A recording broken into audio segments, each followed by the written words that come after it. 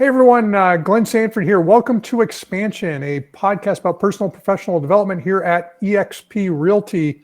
Today, I'm really excited to welcome Juan Carlos. He's an agent with eXp out of both Orlando, Florida, and New York City, I think. I believe it's New York City, right? Not just the state, or the state, not just, anyway, New York City, I believe. Juan, you'll correct me if I'm wrong. How are you doing? I'm doing incredible, Glenn. Thanks so much for having me. And yes, you were absolutely correct. It was New York City, but I do service the 5 boroughs. And then I moved down to Orlando a couple of months back. Okay, so this is a recent change in your business, moving down to Orlando. What was the impetus of the move? So Taxes? what's interesting was we were noticing that 1 out of 5 of our clients that were selling in New York were actually moving down to Florida. And when we traced back where they were moving to, we traced it back to 2 locations: Central Florida, which is basically Orlando, and South Florida, closer to Miami. So we started selling in Florida about 1.5 years ago. And after a while, my clients basically convinced me, hey, Juan, you should check it out down here. Took 1 trip and pretty much ended up buying a house. So that's how I ended up down here. Okay, awesome. Now you've got kind of I guess the term would be a bit of an expansion team scenario, right? You're kind of managing this lead machine and then building out and helping agents in multiple markets. Yeah, it's actually pretty unique how we went about it. I started out in New York. We built a small team of about 8 agents. We grew that to around $80 million in sales. And then last year we had the idea, you know what, why don't we take this model where we provide the training, the support, the mentorship, and start expanding it out to other states. So we started out with Florida. More people started getting more interested in terms of what we were doing. We expanded out into Atlanta, opened up Las Vegas, and now we're in about 7 different markets across the country, and it's been working so far. Now, how many agents are part of this network? So I would say as of this morning, we have a total of 80 agents, and we consider 50 of them to be newer agents or agents that are closing less than 4 deals a year or less. And then the other 30 are top producers that are closing on average 20 transactions a year or more. So we have a combination of experienced agents and new agents, and it brings a really good culture and vibe because everyone can kind of learn from each other. Now, is this, did you develop this? Do you have a partner? How did this all come about? So I essentially realized that when I started out, I didn't want to do real estate by myself. I started my team when I joined the XP back in 2018 of June. And it was one of those things where I said to myself, how can I do this in a way where I'm helping others get to their goals while helping to get to my goal as well? And I brought on board my first agent. His name was Abel. He started out essentially as my sales manager, and he was the one that was involved with training and development. From there, we went out there and hired an operations manager. Her name is Portia. And then from there, we hired our marketing person. His name is Rafa. Once we had the foundation set, I realized, you know what, we have a pretty good model. Let's start adding agents. And it started out in New York. We started expanding into other territories. And it really got to the point where it became a full-blown operation. And I would say I created it, but in reality, I have to give credit to my managers, my staff, my team members. They're really the ones that created the culture and helped me expand it nationwide. Now, I'm guessing just from and you and I've met before, but I'm guessing that you're providing some of the leadership component and maybe some of the coaching and training. Exactly. So there's actually, I would say, 6 components to our entire model that makes it very unique. The first one is the sales training. Not only do we give them sales training from a logical perspective on buyer consultations and listing consultations, we have an in-house behavioral psychologist. And her name is Lauren. She's absolutely phenomenal at what she does. And she trains the agents on mindset. So instead of just going out there and trying to give agents logical skills, we actually give them the right proper mindset training to get into the actual mode, to go out there and prospect, how to get rid of fear of anxiety and fear of rejection. And we tackle it from that perspective. That's number 1. Next is our administrative component. We have an in-house transaction coordinator. Her name is Nicole. She assists agents on transactions when they need help on that side. Next, we have the marketing component, which is led by Rafa. He designs the agents, just listed, just sold, welcome introductions to EXP, the entire 9 yards when it comes to marketing on social media. Then we have the content creation side, where we even have people editing their videos and their reels. And we really try to take as much off the plate for the agent so they can focus on income producing activities. Last but not least, we have onboarding, which is dealt with with Portia. She deals with anything as soon as an agent comes onto the team to make sure that they're happy and that we have everything as far as their goals go in alignment with us. And then last is the expansion component, which is led by Steven. And then the expansion side, it's almost like we have an in-house team leader going out there and helping you build your own team within the team. Oh, awesome. Now, what got you into real estate? I understand you were studying medicine to be a surgeon. I mean, and I can tell you're using almost surgical precision in your real estate business. It's one of those things where I always looked after my mother growing up as a kid, and I admired her work. She was a dentist, and I have a lot of family and friends that are doctors. So I always thought to myself, you know what? Why not go to med school and follow in their footsteps? And it was right around my junior year that I started thinking to myself, well, why do I want to be a doctor? And at the time, I did want to be a surgeon. I thought it was a very lucrative career. And I wrote down the two things I wanted in life. And number one was to be financially free. I wanted to be in a position where I had control over my own destiny. And number two, I wanted to help others. And at that moment, I kind of had this little epiphany. Well, I could help others in many other ways. And I think there's better ways to become financially abundant than going to medical school, inheriting $250,000 in debt, and waiting 10 years to build a business. So I started exploring other options. I went on Google. I typed in how to become financially free. A book called Rich Dad Poor Dad came up. I read the entire thing instead of studying for my organic chemistry final. I failed the final, but following semester, went ahead and got my real estate license. And that kind of kicked off my journey into real estate. And once I got into this and just learned how I could help millions of people essentially and just have an impact on society while creating wealth for myself and my team, it really just became my passion. Well, awesome. Well, sounds like you've definitely hit your stride. So now you've built a pretty organized team structure. How did you go about that? Did you hire a coach? How did you develop the game plan to go after what you're going after? So I hired a coach back in 2017, and that coach gave me the macroeconomic structure on how to actually build and scale a team. When it came to coaching, I realized that you always had to have two coaches present, one for the macro and one for the micro. So I actually always had two coaches that I was paying for when it came to consulting and just overall advice. The macro coach would teach me more on recruiting, expansion, economics of the team, how to actually factor in a P&L, how to go out there and model out a pro forma. He would actually go through intricate detail on what I needed to do to generate enough leads to actually provide and feed the team.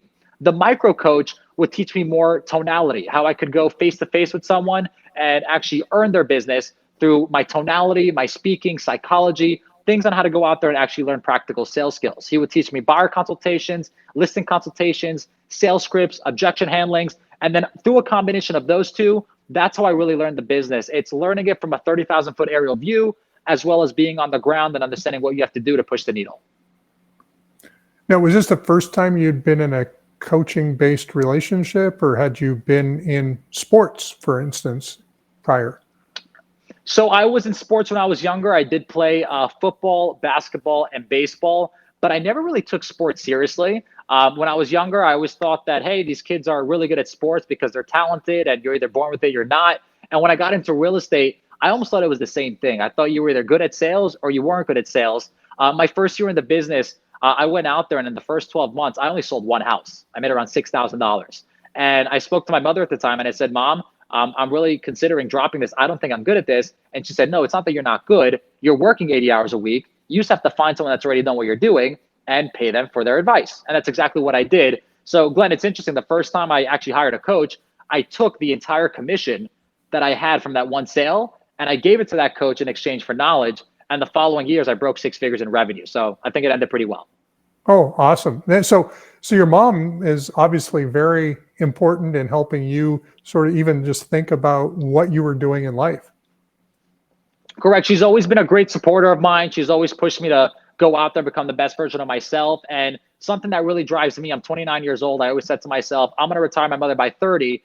And I'm really close to actually accomplishing that feat. So that's been my primary factor as far as short-term goes. It's been retiring my parents. And once I do hit the age of 30 and I do accomplish that financial freedom for them, the goal is to go out there and teach agents how to leverage systems and tools to do the same for their families and for their lives. I truly think real estate is one of the most opportunistic ventures someone could get into because it requires very little startup capital. And the only thing that you really need to do is have the right knowledge and the right work ethic.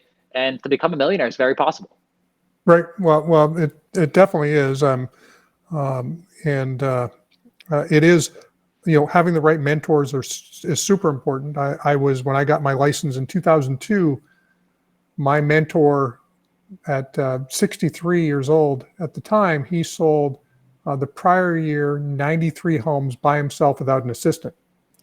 And so I got to see, consistent work ethic, and I got to hear the nuances of how he thought, how he operated, and it made all the difference. And he was there to help me, work through the first few deals. But, a lot of agents, they're not mentored by somebody that has done a lot of volume. And so they don't know how to do a lot of volume.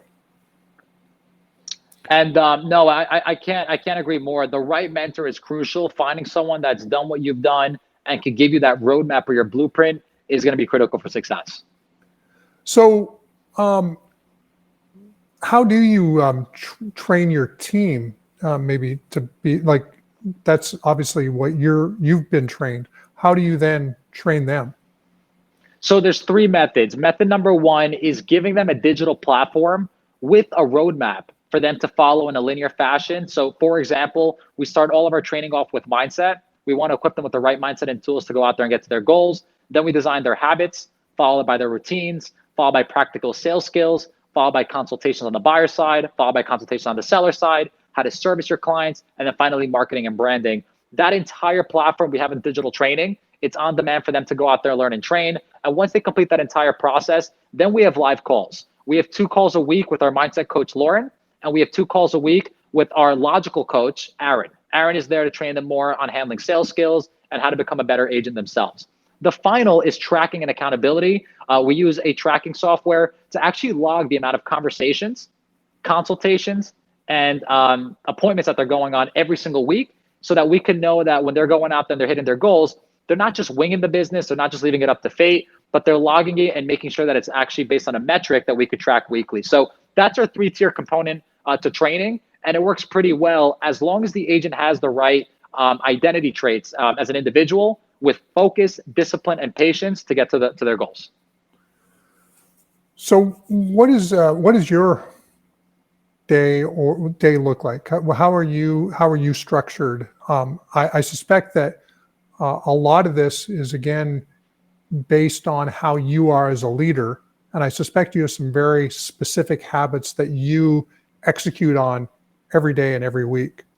I'm curious on what those are. 100%. Do you want me to start you off from the time I wake up or from the workday at 9 a.m.? Whatever you think is important. Well, I think waking up early is probably the most crucial thing, because when you wake up at 6 a.m., let's say, there is no one hitting up your phone at 6 a.m. for a task, or friends and family aren't calling you. It's almost like it's pitch silent. 6 to 9 is my opinion of the best time to really focus and work on yourself. And when I say work on yourself, meditation, exercise, journaling, affirmations, anything that you could do to really create a better version of yourself long-term, you want to factor into that 6 to 9 slot. From 9 to 12 is really when the workday starts. And this is where you want to put all of your income producing activities into. When I was an agent, I would focus all of my time prospecting, emailing clients, following up, working on marketing from 9 to 12. Now that I'm more in the leader section, I use this time to create content and to create courses and training for my agents. From 12 to 1, I usually have lunch. And then from 1 to 3, I actually exercise and I work out. If you're a brand new agent starting out, I usually recommend use this time to actually go out there and do consultations. And then from 3 to 6, I usually spend this time on Zoom consultations, recruiting meetings, expansion leaders with other members that could be potential good partners for my team, and meeting with vendors. Once 6 o'clock hits, I have a strict boundary where my phone goes on focus mode. I kind of clock out from real estate. And from 6 to 9, I like to have dinner, spend time with the family, read a book, and then back to working on myself. So I call this chunking. It's kind of breaking up your day into 3-hour slots. And when done correctly, it could give you really good boundaries and ways to optimize your day. Well, I think you've given a lot of advice, but I'm going to ask one last piece of advice that you would give to agents, and what would that be? I think at the end of the day, it comes down to focus. Agents suffer from what I like to call shiny object syndrome. They're always trying to chase 3, 4, 5 different opportunities all at the same time. And it's the equivalent of putting your energy, let's say 80% of your energy, into 4 different directions. Whereas if you were to focus, like let's say 100% of your energy into one direction, and you were just to focus on the one thing that's getting in your way from achieving your goal, I think every single agent would drastically improve their income. I created a formula to actually go out there and calculate how much calls you'd have to make on a certain day to actually get to your yearly income producing goal. And that's the first metric we look at as soon as a new agent comes onto our team. How many conversations daily do you have to actually hit that goal of $120,000 or $160,000 a year in income? And when you just put all of your focus and energy on one daily goal and you block out all the white noise to all the other opportunities and all the other distractions, not only does life become simpler, but I think you progress a lot faster as well. Wow. Well, this has been great, Juan. It's been one, I can feel your passion, your energy, and I remember, I think I was passionate, maybe not as focused. You seem to also have focus, and those two traits are coming through loud and clear. So, everyone, thanks for taking time to listen to this podcast. Thank again, Juan Carlos, for being on. You can reach Juan on Instagram, I think at Juan Goldbar. Is that correct? And correct. And then goldbarteam.com, I think, is the other address that I have here. So, and until next time, everyone, take care. Thanks again, Juan, and have an awesome week. Thanks, Glenn. We'll talk soon. Appreciate it.